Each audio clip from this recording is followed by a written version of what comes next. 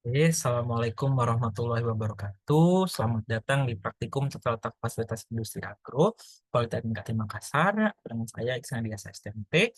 Untuk modul 4 yaitu perancangan detail lantai produksi dan penentuan tingkat hubungan Departemen Pelayanan, tingkat hubungan Departemen dan layout.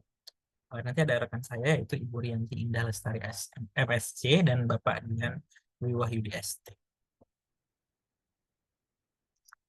Jadi tujuan daripada praktikum modul 4 ini, yang pertama adalah praktikan mampu menambah detail layout lantai produksi, mampu membuat activity relationship chart atau ARC, praktikan mampu membuat activity relation diagram atau ARD, praktikan mampu membuat area allocation diagram atau AAD, dan pembuatan area template dan pembuatan layout menggunakan block plan.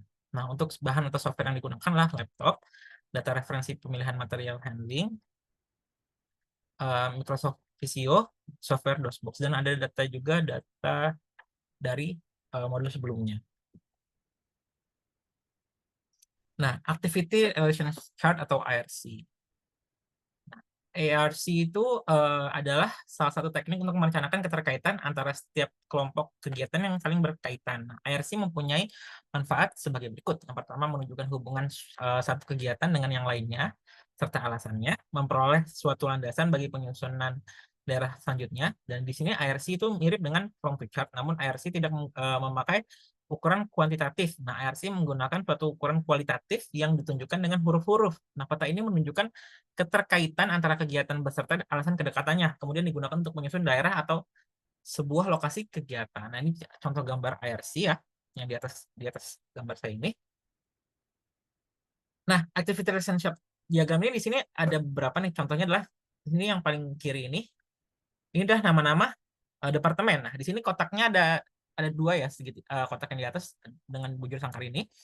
Ini kotak menunjukkan keterkaitan antara 1 dan 3. Di sini yang antara satu yang di sini yang di panel ini 1 dengan 3 karena di sini panel 1 dan arah 3 gitu. Di sini yang atasnya itulah pentingnya keterkaitan dan yang ke bawahnya itulah alasan atau sandinya. Nah, di atas itu biasanya menggunakan tingkat kepentingan warna dan juga simbol. Terus di bawahnya adalah kode alasan kedekatan. Nah, masing-masing nilai kedekatan memiliki arti yang berbeda-beda. Di antaranya sebagai berikut. A itu adalah absolut atau mutlak perlu. Artinya mutlak perlu kegiatan tersebut berdekatan. E itu adalah extremely atau especially important atau perlu atau sangat penting. Artinya sangat penting kegiatan tersebut berdekatan. I itu important, artinya kegiatan penting untuk berdekatan. O itu ordinary, artinya biasa aja, boleh diletakkan di mana aja gitu. Terus U itu unimportant, artinya tidak perlu adanya keterkaitan, tidak penting. X itu undesirable, artinya kegiatan yang bersangkutan tidak diinginkan kedekatannya. Atau nggak boleh dekat lah istilahnya. Nah, ini contoh ARC. Misalkan bahan baku. Di sini cara bacanya ya, bahan baku dengan penimbangan dan penyampuran. Itu yang warna merah. Simbolnya merah. Merah itu artinya makin dekat, mutlak dekat ataunya A. Nah, di sini keterangannya di bawahnya adalah keterangannya kode alasannya 1-2. 1-2 adalah urutan aliran kerja. Jadi urutan aliran kerja itu aliran material termasuk aliran material juga. Jadi dimasukin kode alasannya 1-2. Seperti itu. Nah, di sini ada pengisian IRC juga digunakan worksheet IRC. Nanti itu bisa kalian gunakan contoh yang ada di gambar ini. Sederhana saja, jadi cukup bagian nomor aktivitas terus tingkat hubungannya. Ini contoh bagian pengisian IRC-nya. Selanjutnya adalah Activity Relationship Diagram atau ARD. Nah, ARD itu hasil keterkaitan dari di IRC dilakukan penyusunan ARD untuk mendapatkan gambaran tentang tata letak suatu departemen terhadap departemen lainnya. Nah, penyusunan ARD diawali dengan pembuatan blok layout yang dalam penyusunannya memperhatikan kegiatan dari masing-masing departemen yang ada. Penyusunan kedekatan harus konsisten, sehingga perlu diperhatikan benar-benar mana yang harus berdekatan dan pada pendekatan konvensional. Perancangan tata letaknya bersifat subjektif karena masih bergantung pada pendapat dari perancangnya. Jadi benar-benar subjektif ya. Nah, hasil dari perancangan activity relationship diagram memberikan gambaran mengenai keterkaitan dengan garis untuk mengetahui besarnya hubungan antara suatu kegiatan dengan kegiatan lainnya. Masing-masing fasilitas digambar dengan ukuran yang sama dalam bentuk bujur sangkar. Nah, setiap bujur sangkar mewakili suatu fasilitas yang kemudian ditempatkan berdasarkan urutan prosesnya. Ini contoh ukurannya ya, jadi departemennya X-nya, jadi biasanya diukur dengan ukuran kotak 3x3, jadi kotak sederhana saja. Biasanya dibedakan warnanya, jadi kayak kantor dan pendukung personil kantor itulah kuning, produksi hijau, maintenance dan lainnya adalah biru, pelayanan publik adalah warna merah. Tata-letak diusahakan mengikuti ARC yang digunakan. Jadi hasil dari ARC kemudian dibuat tata-letaknya.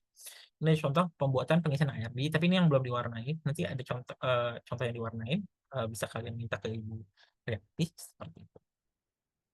Selanjutnya adalah area allocation diagram atau AAD atau AAD.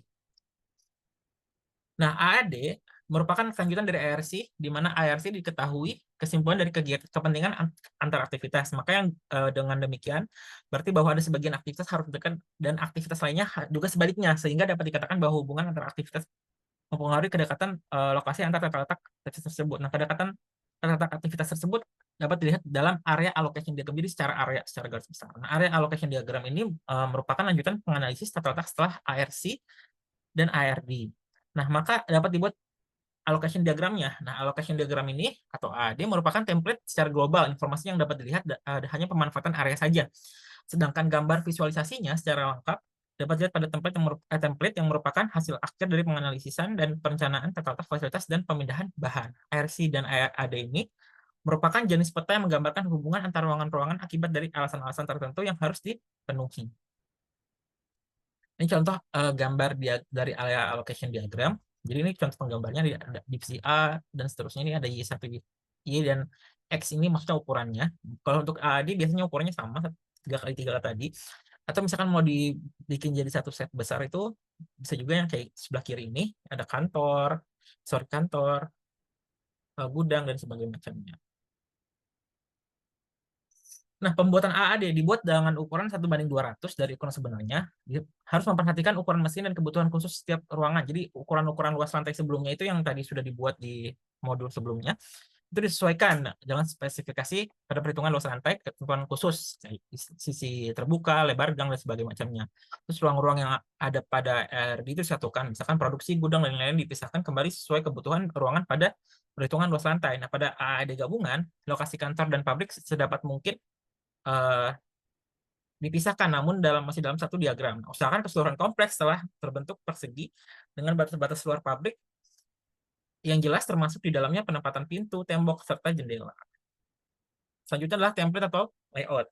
Nah, template atau layout merupakan suatu gambaran yang lebih jelas dari tata letak pabrik yang akan dibuat dan merupakan gambaran detail dari area allocation diagram atau AD yang telah dibuat. Informasi yang dapat dilihat pada template adalah tata letak kantor dan peralatannya, tata pelayanan yang ada di pabrik seperti musola, jalan, parkir, kendaraan bermotor, gudang, dan sebagainya macamnya. Tata bagian produksinya, aliran setiap materialnya, mulai dari receiving hingga shipping, terus distribusi materialnya juga harus dapat terlihat di layout atau template. Ini contoh gambar layout.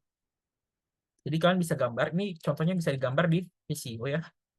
Ada simbol-simbol yang bisa digunakan di Visio ini untuk gambar layout. Menggambar layoutnya ini di sini umumnya masih manual. Itu untuk penggunaan softwarenya juga bisa ada yang lain. Ini contoh gambar final layout lagi. Ini juga contoh gambar final layout. Nah, selanjutnya block plan. Jadi kita akan menggunakan block plan. Nah, pembuatan final layout menggunakan bantuan software yaitu block plan. Algoritma block plan atau block layout overview with layout planning merupakan algoritma heuristik yang menggunakan data kuantitatif maupun data kualitatif, di mana block plan dirancang oleh Donaghy dan Pire pada tahun 1990. Nah, pengolahan data dengan menggunakan software block plan membutuhkan tabel pada relation chart atau IRC. Nah, pada masing-masing derajat kedekatan yang sudah ditentukan di IRC tersebut akan dikonversi menjadi nilai-nilai dalam bentuk angka, di mana masing-masing nilai tersebut adalah A itu 10, E itu 5, I itu 2, O itu 1, dan X itu min 10. Nah, pada block plan membutuhkan data yang perlu dimasukkan ke dalam software. Misalkan total departemen yang ada, di mana maksimum total departemen yang bisa dilihat di sini adalah 18. Jadi kalau misalkan departemennya luas, jadi dibikin per divisi saja. Jadi kayak misalkan mau bikin divisi produksi, ya fokus di produksi. Misalkan ada berapa stasiun kerja atau ada berapa departemen di divisi produksi, gitu, dengan mesin-mesinnya. Juga nama departemen berserta luasan ruang yang dibutuhkannya. Terus hubungan atau keterkaitan antar departemen itu menggunakan hasil dari IRC. Terus juga penempatan fixed location, misalkan ada divisi yang nggak bisa dipindah, misalkan mesinnya terlalu besar nggak bisa dipindah-pindah sembarangan, oke mesin itu tetap di situ seperti itu. Nah, untuk mengunduh software Blockplan bisa dilakukan dengan melakukan scan di barcode berikut. Untuk video pelatihan dari tutorialnya dari penggunaan